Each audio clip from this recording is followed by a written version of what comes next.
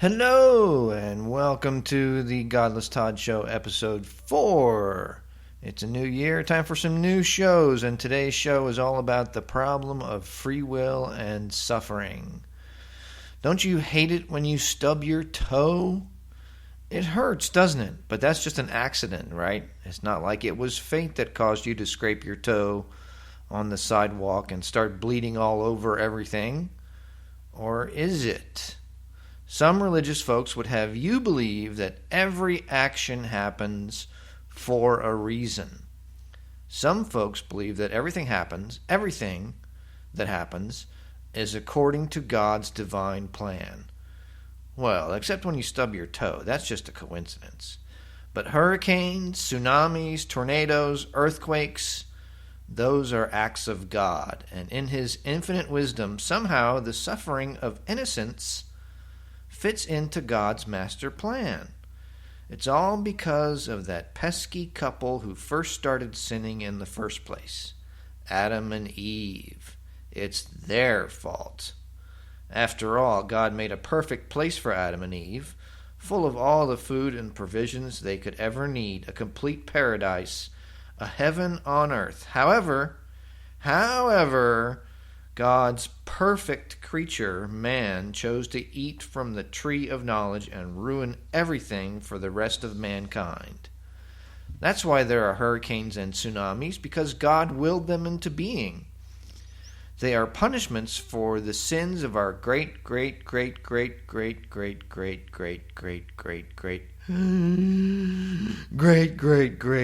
and so on for 6,000 years, great-grandparents. If Eve hadn't listened to a talking snake, we might still be living in paradise today. But because God loves us, He gave us free will, the free will to eat from the tree of knowledge. That's what some will have you believe. It doesn't matter how ridiculous it is. It's all written down in that holy book, so it must be true. That's why you stubbed your toe the other day, because Eve listened to a talking snake. What kind of sadistic God is this? Free will doesn't explain anything. It doesn't explain why innocent children die in those earthquakes and other disasters. It doesn't explain why babies are born with hideous birth defects. It doesn't explain why some babies aren't born at all, but are victims of miscarriages, otherwise known as spontaneous abortions. It doesn't explain why some good, innocent people are born into poverty and war, and other, not-so-innocent people are born into wealth and fortune.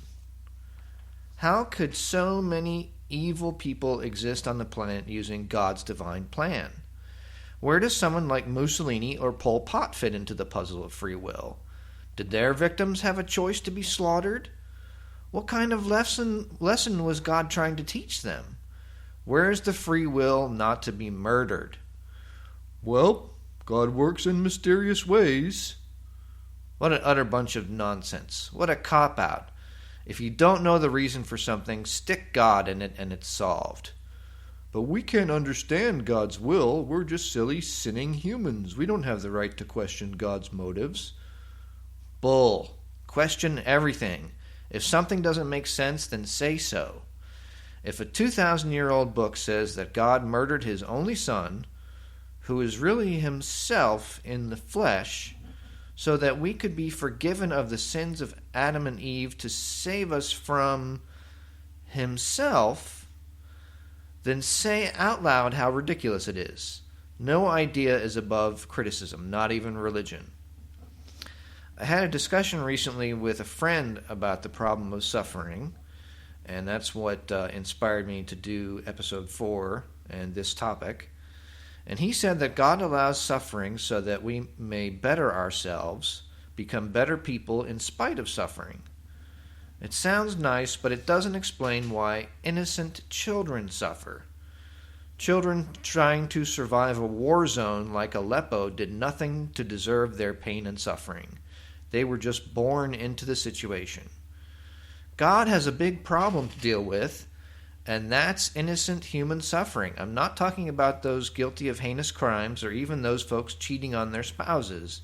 I'm talking about innocent children swept away in a mudslide. I'm talking about the family of 6 who got crushed by their car at 70 miles per hour because the fool in the oncoming lane was drunk off his ass.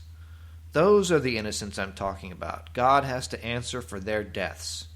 Free will does not justify the agony innocent children go through every day. I'd also like to ask where free will fits into events like plane crashes and auto accidents. Each year, thousands of people die in accidents like these. People say things like, well, his number was up, he was called to serve God in heaven. Or, I guess it was just his time. These same people turn around and say things like, oh, praise Jesus that the other half of the plane's passengers survived. It's a miracle. A miracle. Wait, are you really serious? The miracle would be if God had ensured that the plane didn't crash in the first place.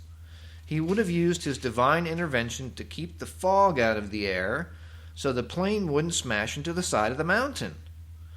I always get irritated when I see interviews on the news with the survivors of accidents who say that God just has more work for me to do on earth. Praise Jesus. What about the dead victims? Did they not have any more work to do on earth? How about taking care of their families? What about those they left behind? Won't their task to be doing God's so-called divine work be that much harder now that Daddy's dead? And what about the children? I can't repeat this enough. The dead children. They have yet to do any work on earth, divine or otherwise. Why did they die? Religion cannot answer this question without backpedaling to the tired and trite excuse that it was God's will, or God works in mysterious ways, or everything happens for a reason. And that's sad. People die. It's that simple. There's no divine plan guiding these 100-foot waves. There's no invisible hand spinning that hurricane. No funny-looking bearded dude in the clouds pressed a button causing that earthquake to cause that building to collapse on top of that daycare center downtown. People just die. I'm sorry, but there's no other explanation. I know it's hard to accept that there is no purpose in life but the one you make for yourself. But no one else is going to help you accomplish your goals but you. You are responsible for your own destiny.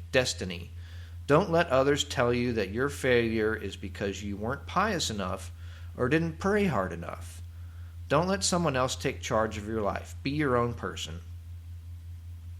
I also know it's hard to accept that innocent people and children die for no reason other than chance. It doesn't seem fair. It isn't fair. As my mother often told me growing up, life isn't fair. No God is going to make it fair either. Sometimes life just sucks. We've got to make the best of the chance we have. Not only does chance throw a monkey wrench into our plans for a better existence, but religion twists that wrench and confounds things even further. If you fail at something you've tried your whole life to accomplish because you lost your job or got cancer or you lost a loved one, it's easy to turn to religion for answers. The simplest answer is that God willed those events to happen to you. Don't be fooled by this sentiment. If there were a God, he certainly wouldn't have made a planet full of natural disasters and heartache and suffering like this one. The world is a dangerous place, but it's the only one we've got. Let's not spoil it with superstition. Because of superstition, there are enough people in the world who believe that this earth is but a stepping stone to another existence, a test before Judgment Day. Because of this false belief, there are enough people in the world who don't think this planet is worth protecting. Who cares if the earth is heating up? Who cares if the ocean levels are rising? Who cares if the weather patterns are erratic and unpredictable anymore? This is only a test. God willed all those disasters to happen. Who are we to judge God's divine plan? Human beings. That's what we are. Let's stand up and act like it. Remember, you can find me at godlesstodd.net. You can send me an email at godlesstodd1@gmail.com. You can tweet me at godlesstodd. I'm all over the place. Just search Godless Todd and you'll find me. And I'll be back. Cheers.